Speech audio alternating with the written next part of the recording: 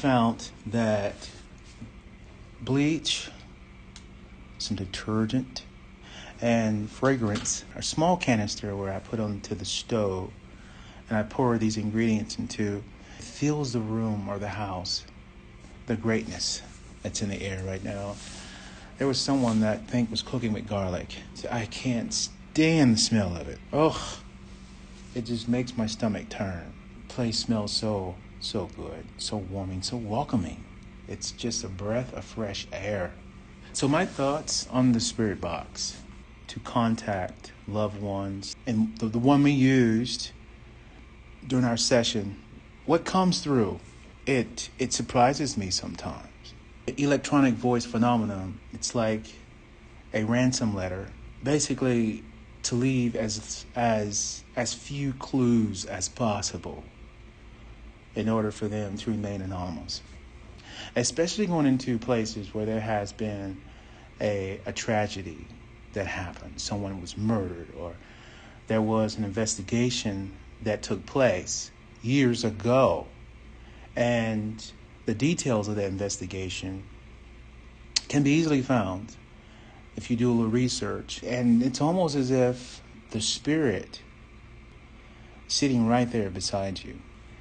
I cannot get legitimate answers. I mean, as you can see when I was using it, that had nothing to do with any of my questions I was asking. And I'm not even sure what is being broadcasted through this stuff here. I can only take people's word for it.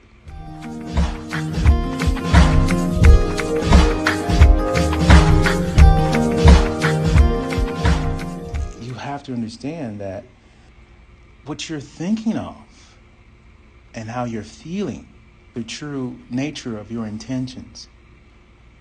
If I were to ask that same question now, opposed to asking it when I was 8, I probably would not have the same outcome. I wouldn't have the same response, simply because the nature of my intentions. I've been through some things. I'd be more desperate lying to God because of this presence that's with me. It does not change that simple fact.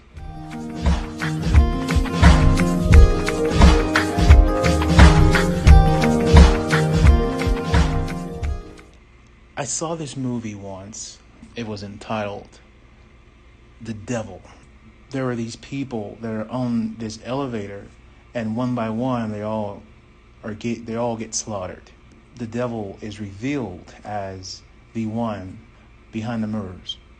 At the end of the movie, the part I love most, and it was so true, when the narrator says, "Don't worry. If the devil exists, so does God." But I mean, it's not God to try and prove himself to anyone. Why waste time trying to convince people who God is and why he exists when I myself am not even close to understanding just why he put me here? What's my purpose? He created you for this. He put you here for this. Don't worry about how and when you're going to glorify him in whatever you're doing. You worry about understanding more of it. I had so many questions. Am I doing the right thing? Am I going the right place? Is this making any sense? Maybe I need to do something else. I start to drain mentally back into depression. And I sit down and do a live stream or a podcast. And all of a sudden, I feel like I'm starting to build back up. I'm a little rusty when I get back after not doing it for a long time. But that's when you realize I'm doing something that my spirit enjoys.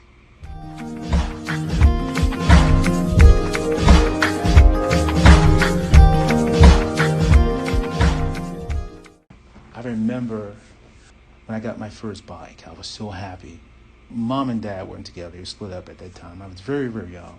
And I go to visit him, and he stayed with Grandma, and I drive that bike all day.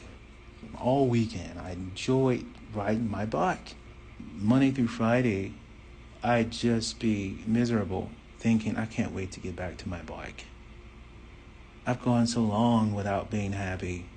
I want to feel the wind on my face and zipping through alleyways and just imagining myself how fun and how happy, how amazing it would be to get back onto my bike.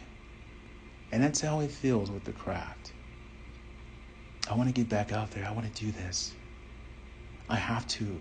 This is who I am, my life's work. I'm nothing without this. That is something you have to continue doing. No one listens. Who cares? What you're saying, it doesn't make sense. It sucks. Oh well. You don't have to listen. Then why do you do it, Kimble? You're wasting your time. These live streams, you don't even know if these people even care. Why do you do it? It's a waste of time and energy and life. Do something that you can benefit from. If I wasn't doing this, what would I be doing? I'd be so miserable. I try and take myself out anyway. I'd be looking for a way because life has no meaning.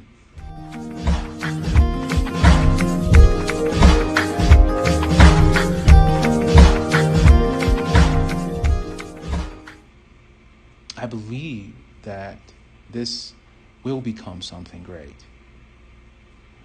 Whether that happens tomorrow, next month, it really don't matter. I know that I'm doing something, exercising my craft, my passion.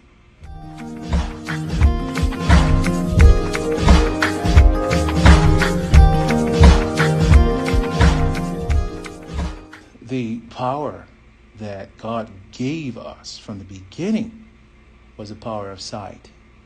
That's something that I think we start off with and we lose it because what mankind don't understand tend to fear or tend to dismiss as not real, made up, doesn't exist. However,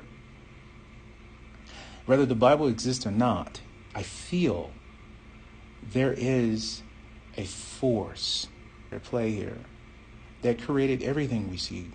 We've lost that lineage that once had a strong connection at some point, but was slowly talked out of believing in it.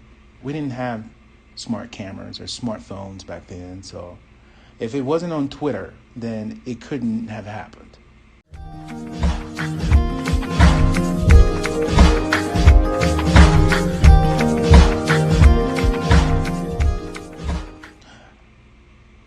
What I've been given was simply something that I've always had. My mind was just open more to it, as if I've been made aware. With it came the heart, the likeness of God.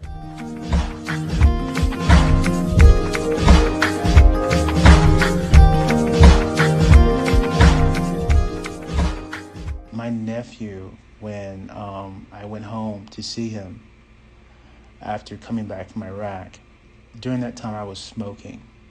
He adored me, really.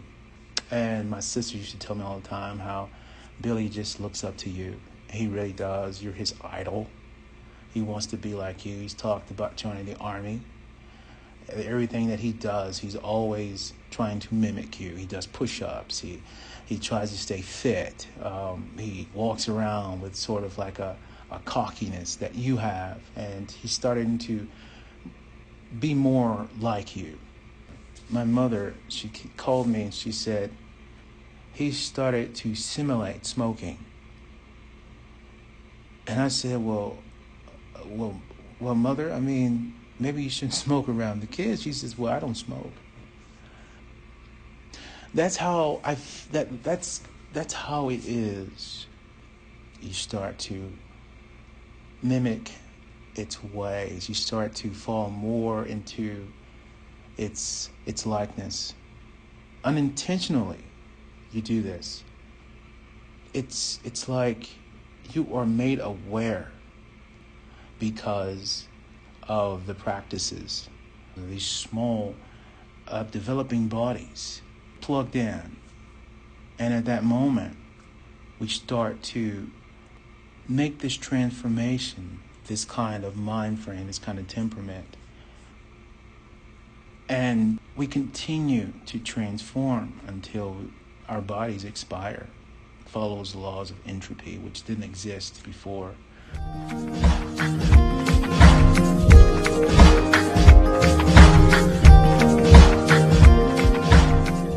Imagine what I could do if I really focused, tapped into that peace of God that exists inside of me.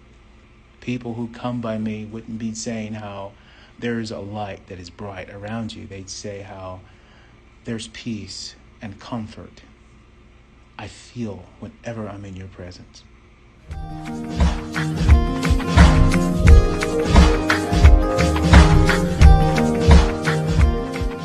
I really don't know how angels look. Wait a minute, guys. I gotta kind of... wait a minute. Hold on for a second.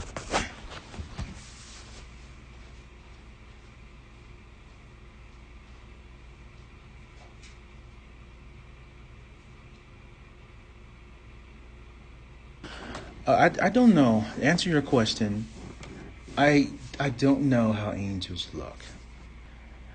I have an opinion on it, but it's quite difficult to explain.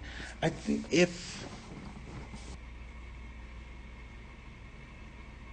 I don't know. I can't really answer that question. I really can't.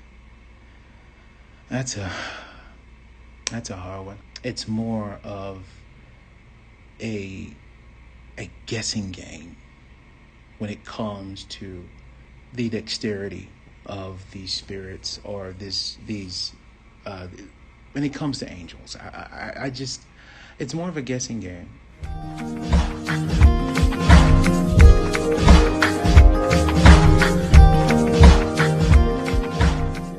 Until I'm able to stand face to face, then I'll be able to tell you for sure. But I just don't think my answers are quite accurate.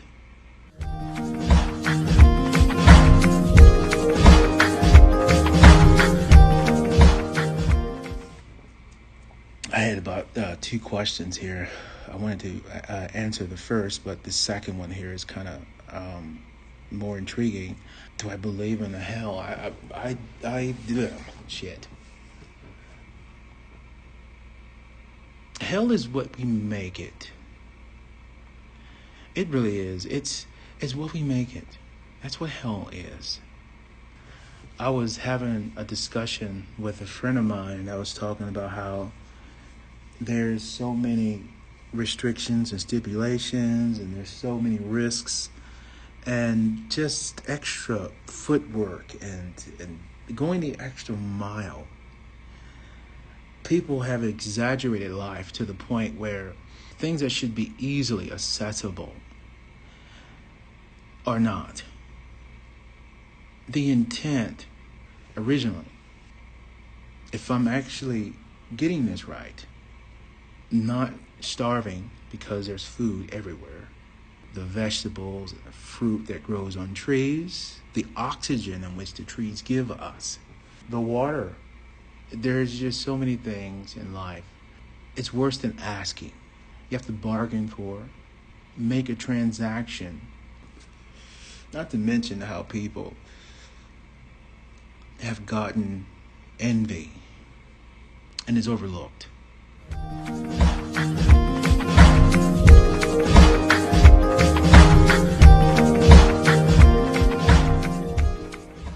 What is the point of war? Why should we have to kill one another? There's just so many sensitive people that refuse to just settle with the simple fact there are many different ways of life, and it makes them angry. And you have people that want to convert your understanding into theirs. They want you to join them.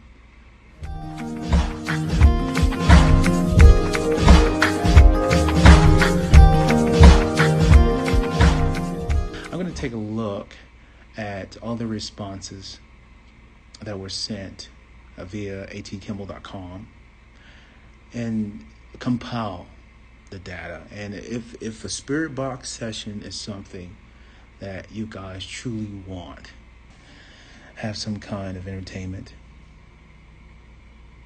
use your craft as your voice. Make an impact and change the world.